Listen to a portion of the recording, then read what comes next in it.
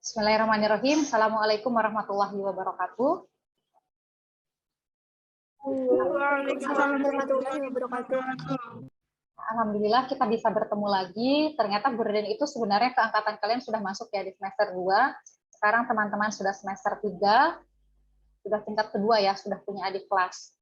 Baik, sebelumnya Bu Ririn ucapkan selamat ya, sudah menjadi mahasiswa tingkat 2. Di semester ini dengan Bu Ririn ada 2 mata kuliah. Yang pertama untuk mata kuliah kepribadian service excellence dan satu lagi komunikasi terapeutik. Untuk hari ini sesuai dengan amanat dari PJ dari koordinator mata kuliah dari Bu Indri, Bu Ririn akan menyampaikan sharing materi tentang kebebasan dan tanggung jawab. Tentu ini bukan sesuatu hal yang asing bagi kita. Ini adalah sesuatu hal yang dalam kehidupan sehari-hari pun dalam setiap hari kita melakukan ini, tetapi sekarang kita akan diskusikan secara teori keilmuannya. Nah,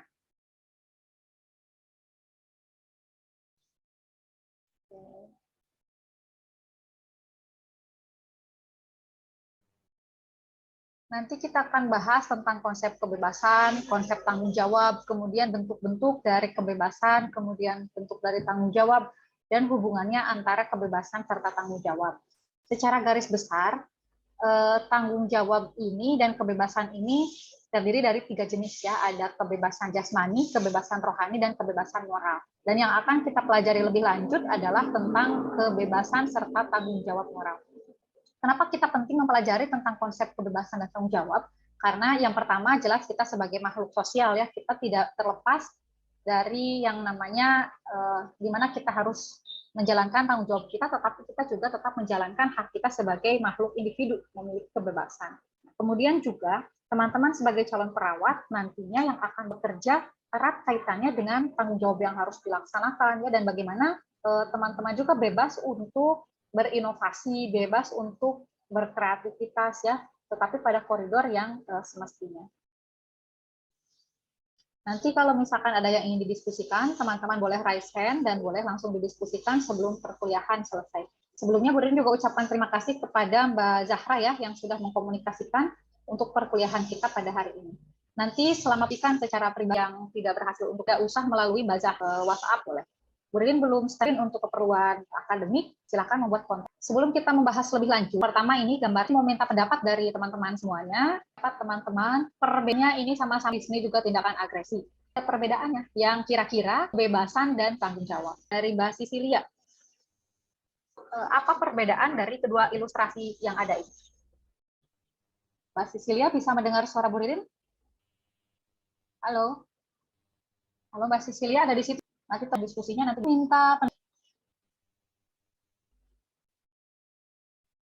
Kenapa tidak ada respon? Bedanya itu, Bu. Oh, ada. Oke, silahkan Mbak Mutia. Terima kasih sudah ada respon. Silahkan.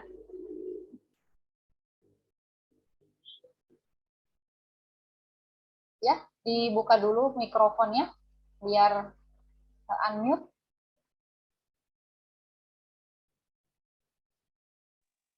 Kalau banteng kan, itu kan ada gambar banteng ya, Bu. Ya. Kalau banteng itu kan nggak punya akal ya, Bu. Jadi terancam, kalau terancam oleh di sekitarnya itu bisa nyerang. Oke. Kalau yang sebelah kan manusia kan punya akal sehat ya. Harusnya itu bisa berpikir lebih baik lagi sih gitu. Oke, ya jawabannya bagus. Tadi dari Mbak Mutia bahwa perbedaannya di sini walaupun sama-sama tindakan agresi, tetapi pada ilustrasi yang pertama ini banteng ya, ini hewan. Dia menurut Mbak Mutia tidak punya kemampuan untuk mengendalikan diri.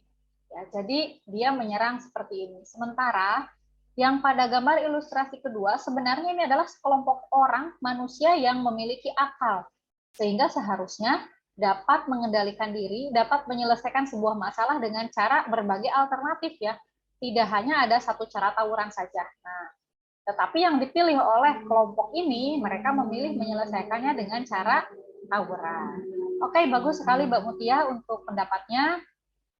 Bu Ririn berikan kesempatan kepada Mbak Mutia untuk menunjuk salah satu temannya untuk melengkapi kira-kira hal apa lagi yang bisa dipelajari atau diambil dari gambar ini. Mbak Mutia menunjuk siapa? Silakan.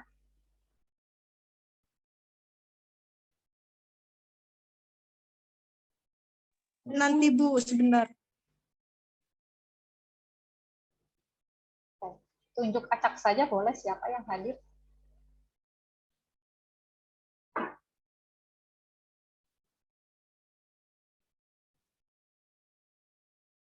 Mau siapa Mbak Mutia? Faisal Dwi Cahyo, Bu. Oke, Mas Faisal, silakan Mas Faisal. Ditambahkan pendapat Mbak Mutia, kira-kira dari ilustrasi ini, apalagi pesan yang dapat diambil, yang dapat dipelajari.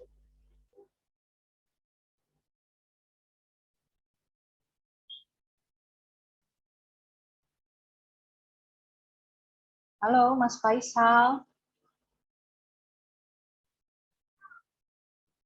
Ya, kalau kuliah sama Bu Ririn harus standby ya, jangan ditinggal, karena nanti Bu Ririn akan memanggil seperti ini secara acak. Ada Mas Faisal? Ya ada Bu. Oke, ya silakan Mas Faisal. Lagi di mana Mas Faisal? Maaf Bu, baru join Bu.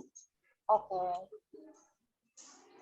Ya, dari gambar ini ada 2 gambar, kira-kira perbedaannya apa Mas? Tadi dari Mbak Mutia, yang satu banteng ini nggak punya akal, sementara yang gambar kedua ini manusia-manusia ini punya akal sebenarnya.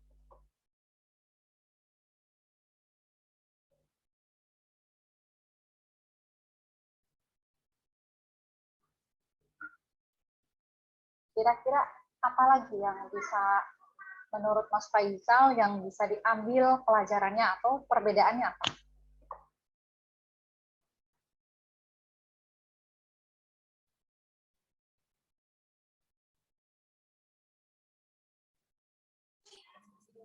Yang satu itu di seruduk banteng. Ya. Yang satu di sudut manusia. Iya Bu. Terus yang satu tawuran. Oke. Ya. Terus apalagi informasi yang dapat diterima oleh Mas Faisal selain itu?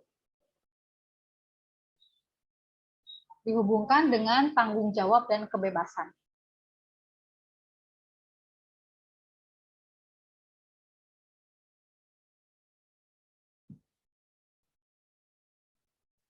Sudah cukup?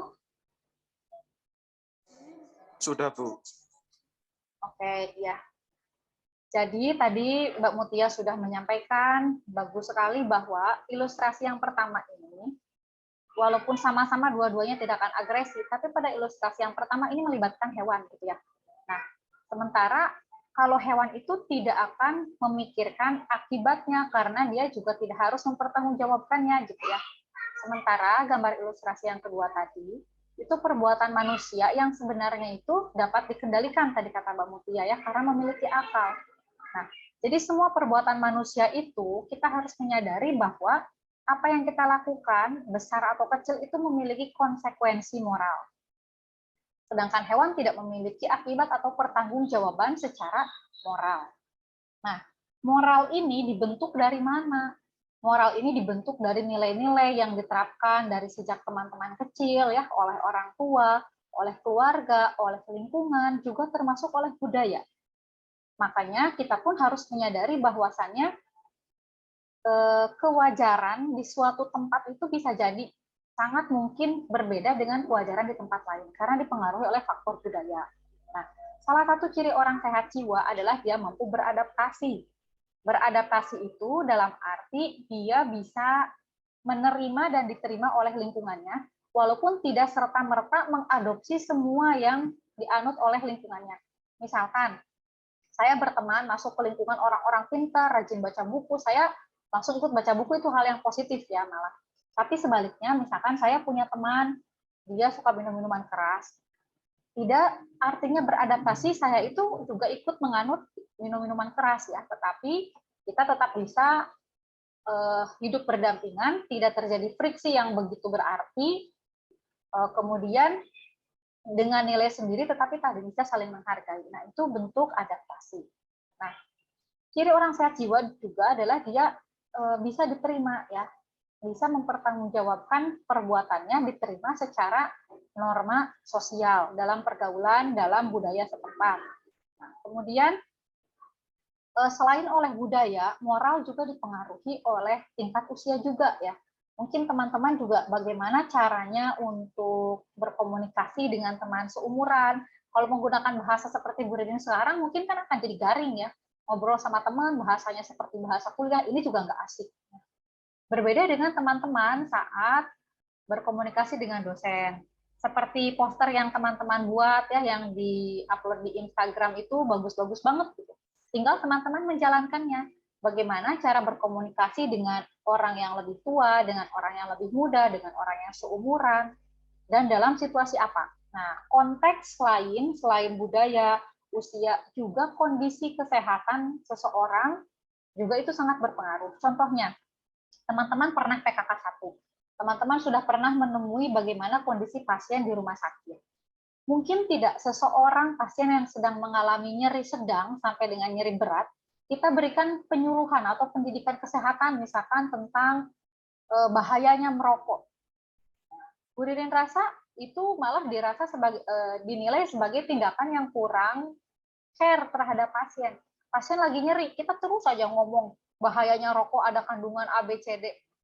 Sehingga moral juga dibatasi oleh adanya setting situasi.